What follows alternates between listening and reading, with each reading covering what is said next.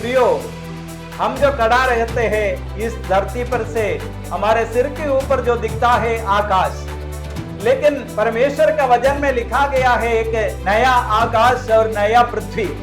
ये नया आकाश और नया पृथ्वी, इसका मतलब क्या है?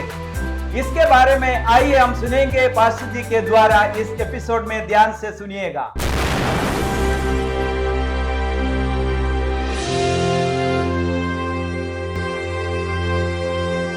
എന്താണ് പുതിയ ആകാശവും പുതിയ ഭൂമിയും? क्या है नया आकाश और नया पृथ्वी? നേരെ ബൈബിളിലോട്ട് നമ്മുടെ ശ്രദ്ധ തിരിക്കാം. इस परमेश्वर के वचन की और हमको हमारा ध्यान को लगाए।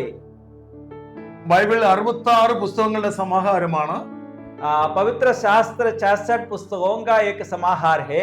ഈ ലോകത്തിൽ എന്ത് നടക്കും, എന്ത് നടന്നു, ഇനി എന്താണ് നടക്കാൻ പോകുന്നത്, ഇവയെ വ്യക്തമായി പ്രവചന രീതിയിൽ പറഞ്ഞിട്ടുണ്ട്. इस दुनिया में क्या होने वाला है, क्या हो रहा है, इसके बारे में एकदम संक्षिप्त रूप में लिखा गया है इस पवित्र शास्त्र में। ബൈബിളിലെ സമാപ്ത ഗ്രന്ഥമാണ് വെളിപ്പാട് പുസ്തകം. बाइबल का जो आखिरी ग्रंथ है प्रकाशित वाक्य। അന്ത്യകാല വിജ്ഞാനീയം എന്ന് പറയുന്നത് മുഴുവനും ഇവിടെയാണ് രേഖപ്പെടുത്തിയിരിക്കുന്നത്. अंत्यकाल के पूरा जानकारी के बारे में इस बुक में लिखा गया है। അന്ത്യകാലഘട്ടത്തിൽ നടക്കേണ്ടതിനെ കുറിച്ച് പല സ്റ്റെപ്പുകളുണ്ട്. अंतिम युग में होने वाला बातों के बारे में कई बातें हैं।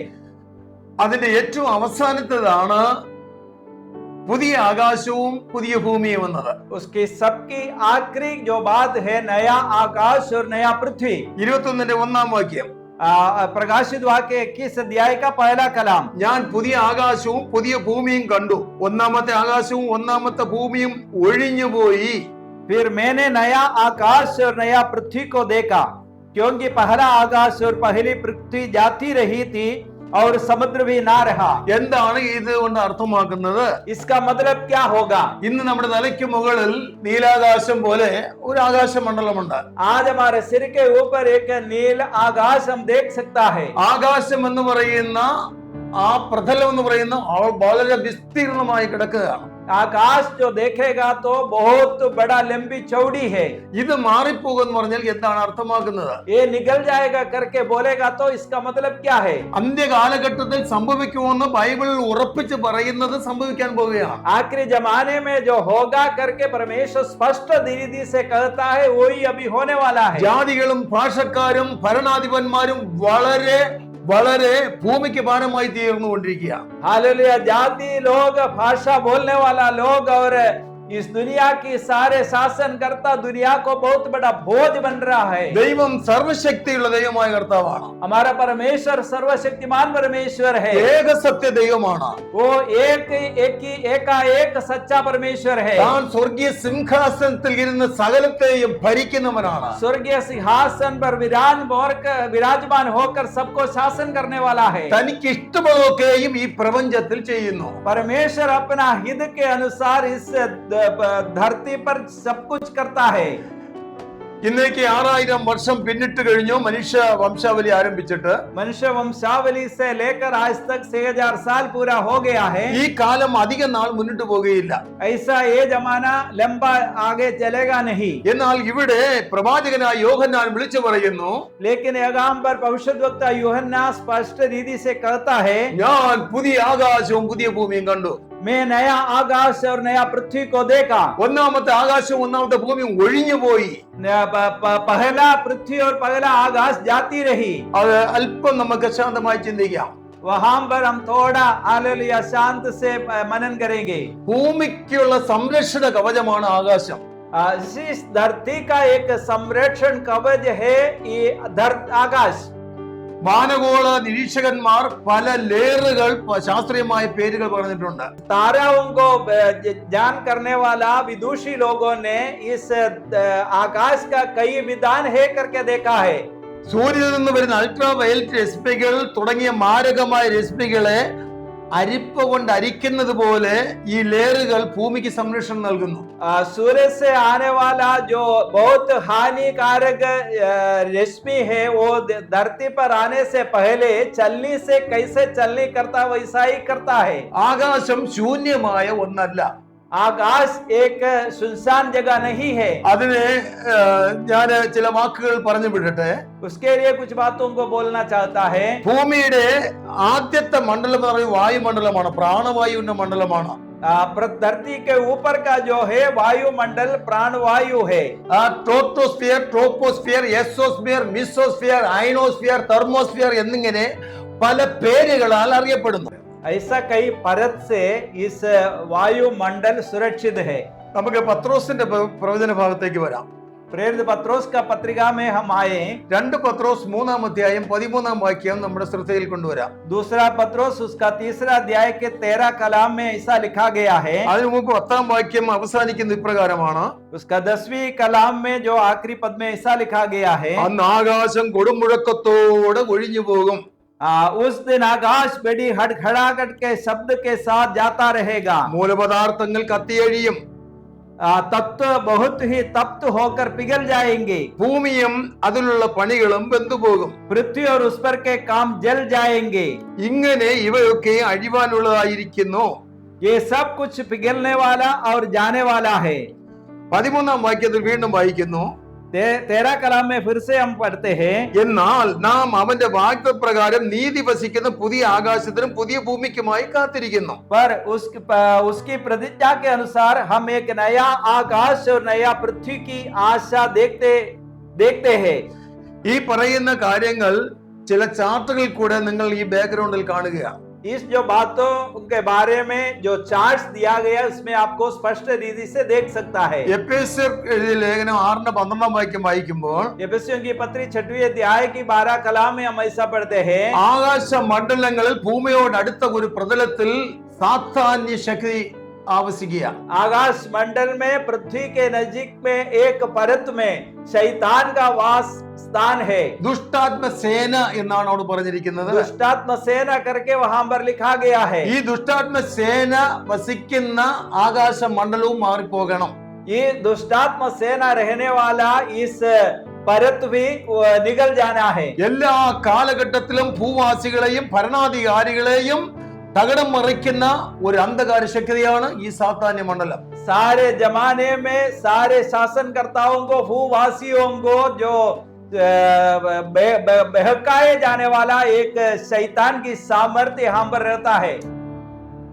തലയ്ക്ക് മുകളിൽ എന്നും ജനത്തെ വഞ്ചിക്കുന്ന ഒരു അദൃശ്യ ശക്തിയാണ് ഈ സാത്താന്യ മണ്ഡലം. हमारे सिर के ऊपर सबको धोखा देने वाला एक शैतान की शक्ति है।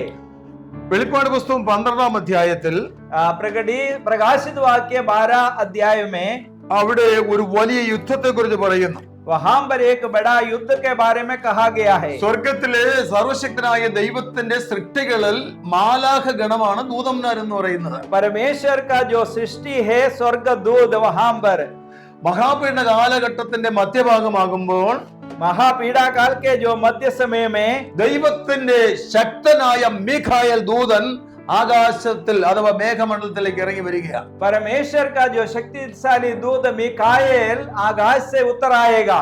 അവയെക്കുറിച്ച് വെളിപ്പാട് പുസ്തകം 12-ാം അധ്യായത്തിൽ രേഖപ്പെടുത്തിയിരിക്കുന്നു. उसका 12 अध्याय में ऐसा लिखा है, 7-ാം വാക്യം, പിന്നെ സ്വർഗത്തിൽ യുദ്ധമുണ്ടായി. उसका 7वीं कलाम में फिर स्वर्ग में लड़ाई हुई। മീഖായേലും അവന്റെ ദൂതന്മാരും മഹാസർപ്പത്തോട് പടവെട്ടി.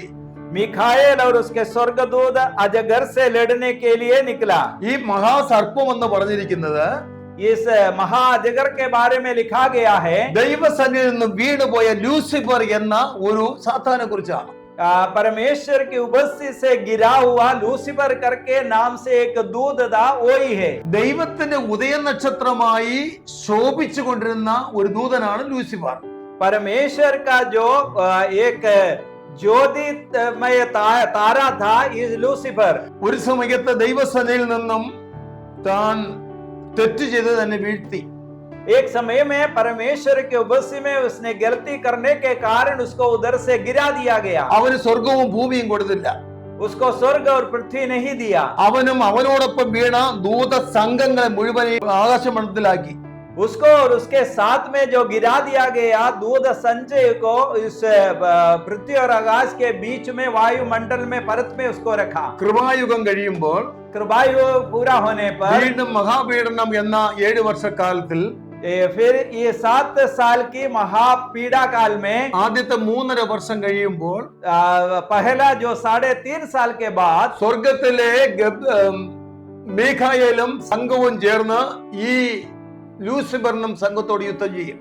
स्वर्गीय दूध मिखाएल और उसका स्वर्ग दूध इस लूसीफर और उसके अजगर के साथ में लड़ाई करता है. അപ്പൊ അങ്ങനെ ആകാശ മണ്ഡലത്തിൽ നിന്നും അവർ താഴേക്ക് വീഴുകയാണ്. आकाश मंडल के उसको नीचे गिरा देता है. അത് മാത്രമല്ല उसके अलावा ഇന്ന് ഭൂമിയെ സംരക്ഷണം ചെയ്തിരിക്കുന്ന ഈ ആകാശത്തട്ടിൽ തന്നെ आज इस धरती को संरक्षक कवच देता है. ഓസോൺ ലെയർ തകർന്നുകൊണ്ടിരിക്കുകയാണ്. इस ओजोन लेयर आज नाश हो रहा है. എല്ലാവിധമായ വൈറസുകളും അണുക്കളുടെയും മണ്ഡലം കൂടെയാണ്. सारे वायरस और अणु का जो जगह है अभी ये वायुमंडल, അതിനൊക്കെ ഒരു മാറ്റം വരണം. उसके लिए एक बदलाहट होना है. അതിനാണ് പത്രോസ് ഇവിടെ പറഞ്ഞത്, उसके लिए पत्रोस का पत्रिका में लिखा गया है, അന്ന് ആകാശം കൊടുമുഴക്കത്തോടെ ഒഴിഞ്ഞു പോകും. उस समय आकाश इस सारे तत्व हड़हड़ाहट के साथ निकल जाएंगे. ഭൂമിയും അതിലുള്ള പണികളും വെന്തുപോകും.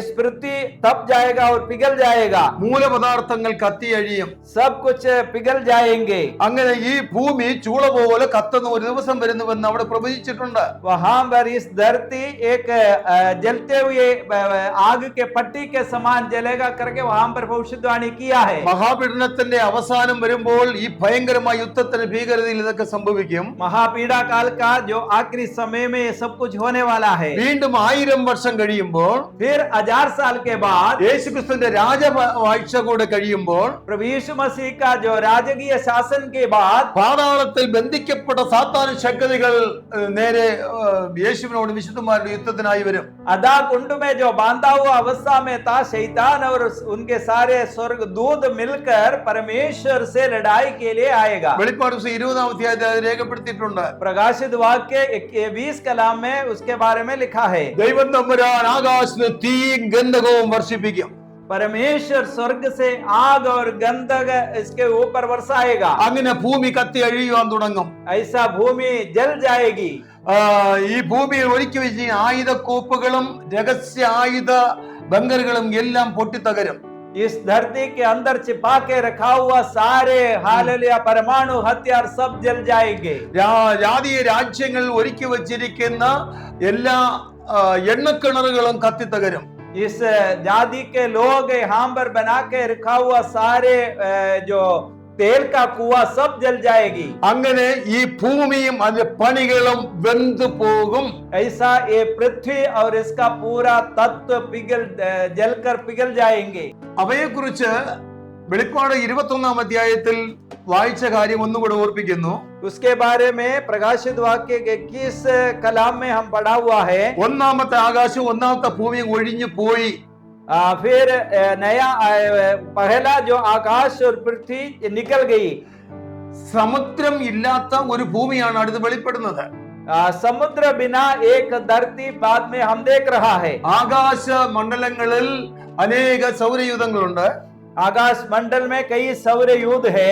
അതിൽ ഭൂമിയെക്കാളും വലിപ്പമേറിയ അനേക ഭൂമിമാരെയും കണ്ടുപിടിച്ചുകൊണ്ടിരിക്കുന്നു. वहां पर धरती पर से भी बड़ा कई पृथ्वी को भी आज निकाल रहा है. ഭൂമിയെക്കാളും 5, 7, 15 മടങ്ങ് വരെ വലിപ്പമുള്ള ഭൂമിക്ക് തത്തുല്യമായ ഭൂമിമാരെ കണ്ടുപിടിച്ചുകൊണ്ടിരിക്കുന്നു. इस धरती के समान उससे भी 5 गुना 7 गुना 15 गुना बड़ा धरती को भी अभी निकाल रहा है. അങ്ങനെ വെളിപ്പെടുന്ന ഒരു ഭൂമിയിലാണ് പുതിയ യെരുശലേം എന്ന ആ ദൈവമന്ദിരം സ്ഥാപിക്കുന്നത്. ऐसा प्रकट होने वाला एक नया धरती पर ही ये नया यरूशलेम स्थापना किया जाएगा. ഒന്നാമത്തെ ഈ പഴഞ്ചൻ ആകാശവും ഈ ഭൂമിയും ഒഴിഞ്ഞു പോവുകയാണ്. इस पहला पुराना आकाश और धरती निकल जाएंगे. ഇത് ദൈവത്തിന്റെ മുൻനിർണയത്തിൽ പ്ലാൻ ചെയ്തിരിക്കുന്ന കാര്യമാണ്. इस ये बात जो परमेश्वर का जो निर्णय में हालेलुया किया गया है। ഭൂമിയിലെ മനുഷ്യർക്ക് ഇത് വിശ്വസിക്കുവാൻ കഴിയുന്നില്ല. इस धरती का मनुष्य इस बात को विश्वास